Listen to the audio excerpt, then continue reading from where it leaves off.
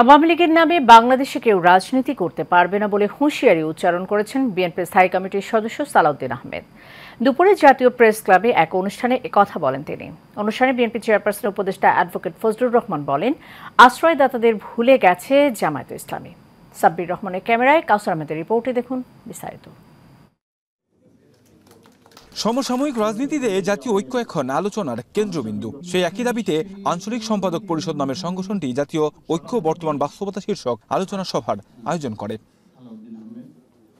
চলমান পরিস্থিতিতে জাতীয় ঐক্যের গুরুত্ব তুলে ধরেন বক্তারা। তবে ফ্যাসিস্ট সরকারের দোসররা যাতে আর সক্রিয় হয়ে উঠতে না পারে সে বিষয়ে সবাইকে সতর্ক থাকার আহ্বান জানান বিএনপি নেতা সালাউদ্দিন আহমেদ। আপনারা বলবেন আওয়ামী লীগকে নির্বাচনে আমরা চাই না, আওয়ামী লীগ এদেশে রাজনীতি করতে পারবে না, কিন্তু কি পদক্ষেপ নিচ্ছেন?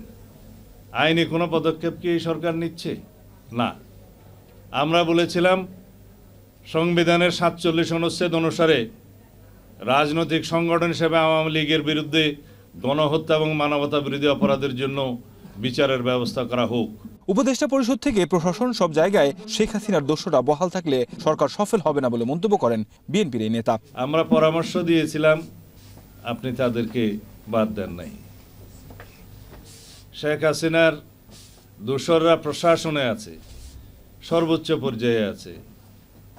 আমরা বলেছিলাম ফেসিবাদের দোসরদেরকে বহাল রেখে আপনি বেশি দূর এগোতে পারবেন না। আপনি কিছু কিছু শোনাছেন, কিন্তু মনে হয়েছে এত শ্লথ গতি যে আপনি কি সংস্কার করবেন আমাদের বোধগম্য নয়। অনুষ্ঠানে বিএনপি নেতা অ্যাডভোকেট ফজলুর রহমান বলেন, বিএনপির ছায়াতলে আশ্রয় নিয়ে বিশ্ববিদ্যালয় থেকে সচিবালয় দখল করেছে জামায়াত। যারা তারা আশ্রয় দিল, বাঁচাইলো, তাদেরকে এখন খাইতে চান। এখন আবার মনে করেন বিএনপি দরকার নাই, আমরা ইলেকশন করে আমরা পাস করে ফেলবো। বিএনপিকে ভুলে গেছেন যে বিএনপি আপনাকে সমস্ত জায়গাতে আশ্রয় দিছে।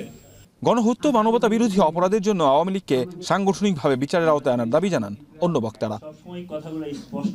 কাউসার আহমেদ, এশিয়ান টেলিভিশন, ঢাকা।